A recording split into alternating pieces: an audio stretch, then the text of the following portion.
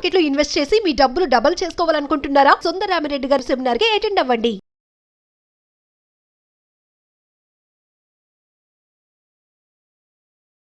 నమస్కారం సుందరరామిరెడ్డి. నమస్తే. జనరల్గా మ్యూచువల్ ఫండ్స్ ఎవరైతే స్టార్ట్ చేస్తూ ఉంటారో 5 years తర్వాత 5% వరకే పర్ఫార్మెన్స్ కంటిన్యూ అవుతూ ఉంది. కొంతమంది డ్రాప్ అయిపోతూ ఉన్నారు. అంటే దీనికి రీజన్స్ ఏమై ఉండొచ్చు అనుకుంటారు? ఎందుకంటే వెళ్ళే కొద్దీ ఏ పోర్ట్ఫోలియో అయినా సరే స్ట్రాంగ్గా బిల్డ్ అవుతుంది, కానీ ఎందుకు ఎక్కువ డ్రాప్ అవుతున్నాయి అనుకోవచ్చు? రీసెంట్గా యాంపీ వాళ్ళ సర్వే ప్రకారం ఏంటంటే ఎంటైర్ మ్యూచువల్ ఫండ్ ఇండస్ట్రీలో డైరెక్ట్ మ్యూచువల్ ఫండ్స్ తీసుకున్న వాళ్ళు ఆఫ్టర్ 5 years తర్వాత 95% డ్రాప్ అవుతుంది. ఓన్లీ 5% కంటిన్యూ అవుతున్నారు. అదే రెగ్యులర్ మ్యూచువల్ ఫండ్స్ తీసుకున్న వాళ్ళు ఆఫ్టర్ 5 years తర్వాత 15% దాకా కంటిన్యూ అవుతున్నారు. మొత్తం మీద అయితే మోర్ దెన్ 15% ఎవరు కంటిన్యూ అవ్వట్లేదు. దట్ మీన్స్ ఏంటంటే, ఒకటి నాకు మనీ రిక్వైర్మెంట్స్ ఉందనుకోండి, మధ్యలోనే డ్రాప్ అవ్వచ్చు, అలా అయి ఉండొచ్చు. లేదా వాళ్ళ ఫండ్ బెటర్ వేలో పర్ఫామ్ చేయట్లేదు అనుకుని దాని తగ్గట్టు అది క్లోజ్ చేసుకొని ఇంకో ఫండ్కి షిఫ్ట్ అవుతున్నట్టు ఉండొచ్చు, మేబీ అలా ఉండొచ్చు. లేదు అంటే ఎవ్రీ 5 years ఒకసారి 10 years ఒకసారి మార్కెట్ బాగా పడుతుంది అనమాట. ఆ పడ్డప్పుడు ఎవరైనా పెయిన్గా గురవుతారు, ఇంకెక్కడ లాస్ అవుతామో అని. అందుకని ఎస్ఐపీలో ఆపేస్తూ ఉండొచ్చు అనమాట. బట్ డిఫరెంట్ రీజన్స్ అయి ఉండొచ్చు. బట్ ఏదైనా సరే వెల్త్ క్రియేషను, వెల్త్ మెయింటెనెన్స్ అనేది బిహేవియరల్ సైన్స్ అండి. అది బియాండ్ ద ఫైనాన్స్ అనమాట. అంటే చాలామంది ఫైనాన్షియల్ నాలెడ్జ్ ఉండాలేమో మనీ మేక్ చేయాలంటే అనుకుంటారు. లేదు, అది బిహేవియరల్ సైన్స్. అది మన బిహేవియర్ కానీ కంట్రోల్లో పెట్టుకోలేదనుకోండి, ఈ గ్రీడీ, ప్యానిక్ అండ్ ఇమాజినేషన్ వీటి వల్ల ఎలాంటి వెల్త్ క్రియేట్ అవుతుందండి. ఈ ఎమోషనల్ ఫీలింగ్స్, స్ట్రాటజీ కాదు కదా. ఎక్కువ మంది ఏంటంటే అమెరికా పడిద్ది అంటే అమెరికా కన్నా బాగాలేదని ఇండియా పడిద్దేమో అంటారు. అక్కడ పక్కన యుద్ధాలు జరుగుతుంటే ఇక్కడ కొలాప్స్ అవుతాయేమో అనుకుంటారు.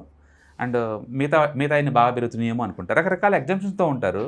బట్ ఎకానమీలో ఇవన్నీ పార్ట్ అండి. ఓవరాల్గా తిరుగుతూనే ఉంటాయి, పోతూనే ఉంటాయి. ఎకానమీ కొన్ని రోజులు డల్గా ఉంటుంది, కొన్ని రోజులు అప్లో ఉంటుంది, మోతూనే ఉంటుంది.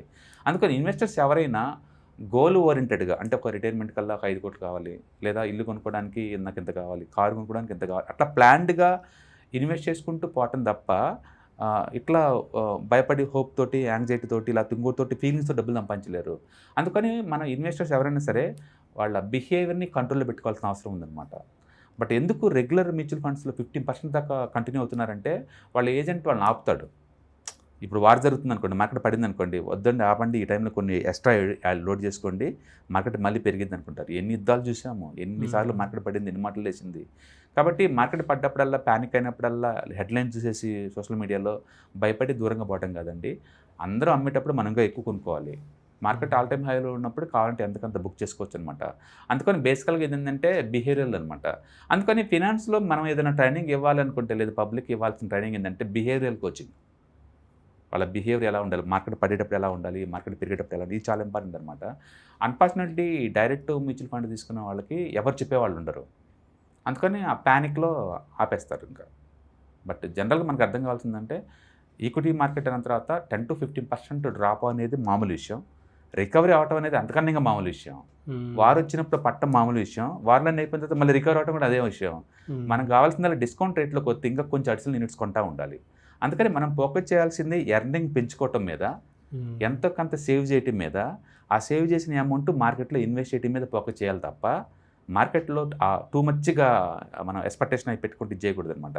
అందుకని లాంగ్ టర్మ్ పాయింట్ ఆఫ్ లో ఇండియాలో a mid, a small, a large తీసుకున్నా మీకు యావరేజ్ మీద అంటే 12 to 18 దాకా వస్తుందండి. ఈ మధ్యలో నాలెడ్జ్ కనుక ఎక్కువ ఉంటే మనం హయ్యర్ సైడ్ ఉంటాం, తక్కువ ఉందంటే వాళ్ళ దాకా రావచ్చు.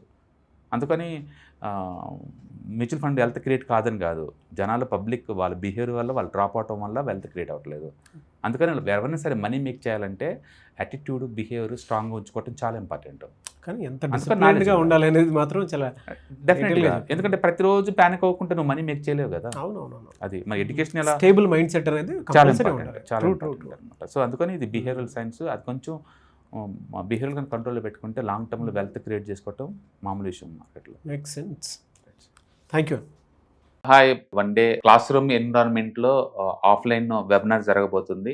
అండ్ ఇంట్రెస్ట్ ఉన్న పార్టిసిపెంట్స్ ఈ కింద స్క్రోల్ అవుతున్న నెంబర్కి రింగ్ చేసుకొని సీట్ బుక్ చేసుకోండి. దీంట్లో ETFs, index funds and mutual funds మీద completely and hand folding experience మీకు ప్రొవైడ్ చేయబడుతుంది.